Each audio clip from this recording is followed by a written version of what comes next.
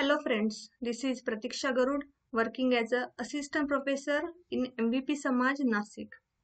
Today we are going to start with the coordination chemistry.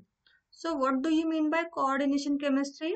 Coordination chemistry is the study of coordination compounds.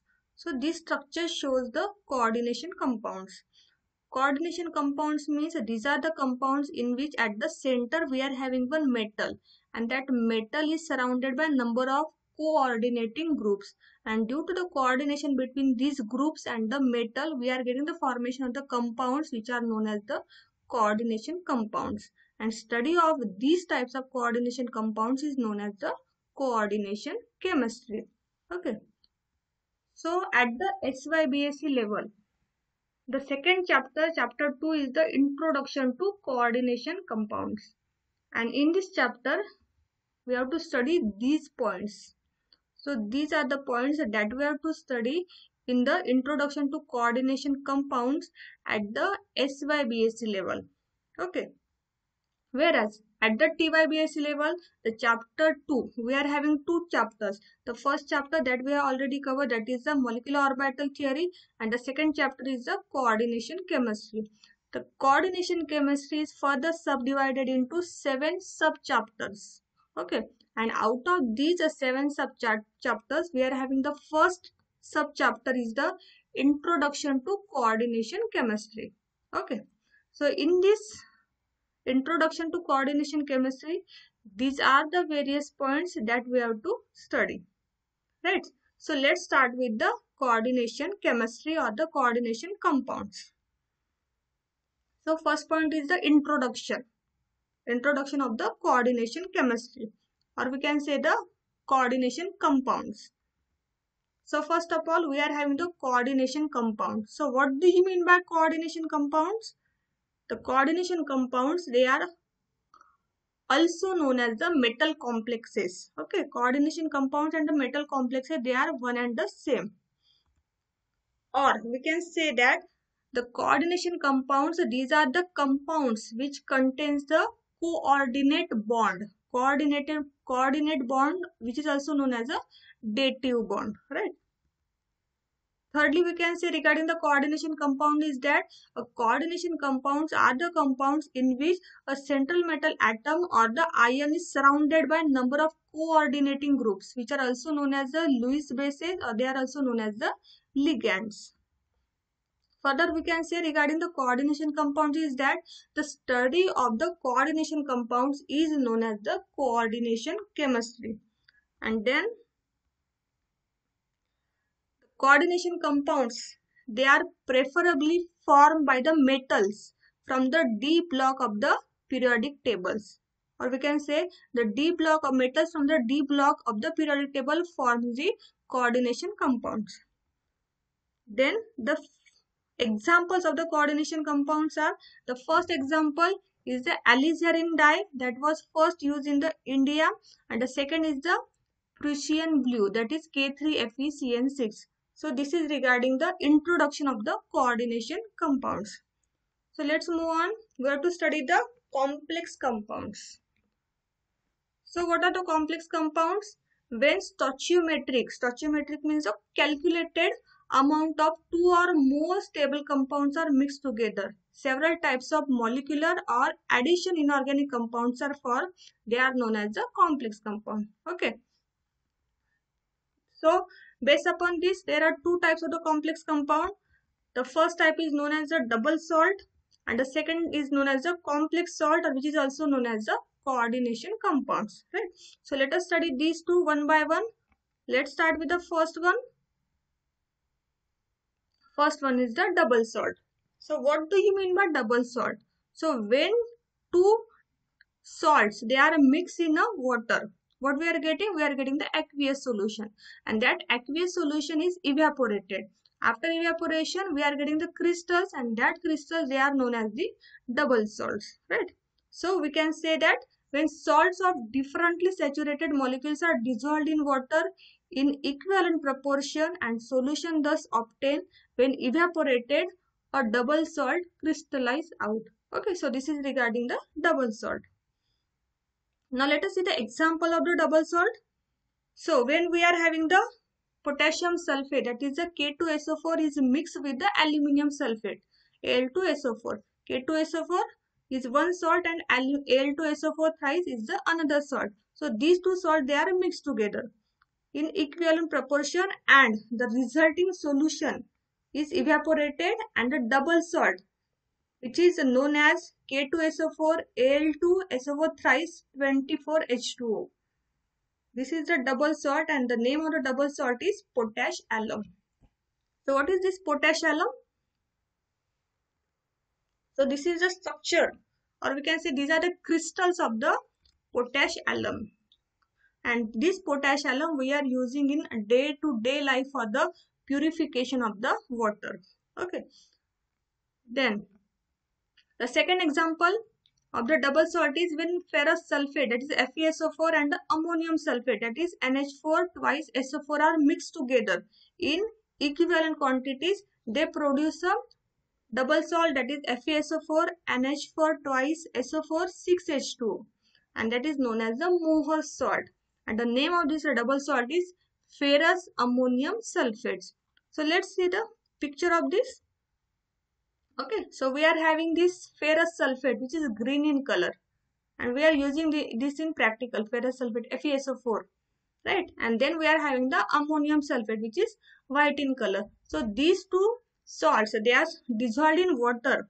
After dissolving in water, we are getting the solution, and that solution is evaporated, after which we are getting the crystals, and these crystals, which are light green in color, they are known as the Mohr salts. Okay, so this is regarding the double salt. After this, regarding the double salt, in double salt, the individual ions retain their characteristic properties. That means the ions which are present in the double salt, they give the taste for that particular ions only. Means in case of the potash alum, we are having the which are the ions? K plus ion is there, aluminium ion is there, and the sulfate ion is there. So when potash alum dissociates in the aqueous solution, it gives taste for K plus, Al3 plus, as well as for the SO4 2 minus ions. Similarly, in case of the Mohr salt, when it is dissociated in water, it gives taste for the Fe3 plus ion, NH4 plus ion, and the SO4 2 minus ions. So we can say that in case of the double salt, the individual ions retains their characteristic property. This is the most important point regarding the double salt. Let's move on. Then we are having the second type. The second type of the complex compound is known as the complex salt, or which is also known as the coordination compound. So let's see the definition. The complex compounds are those in which the number of bonds formed by the central metal atom or the ion with the ligands are greater than that expected from usual valency of atom or the ion. Means when we are having the coordination compounds in which the number of bonds formed by the central metal atom with the surrounding groups are more than that expected from the usual valency of that particular atom or the ion. Let's explain this.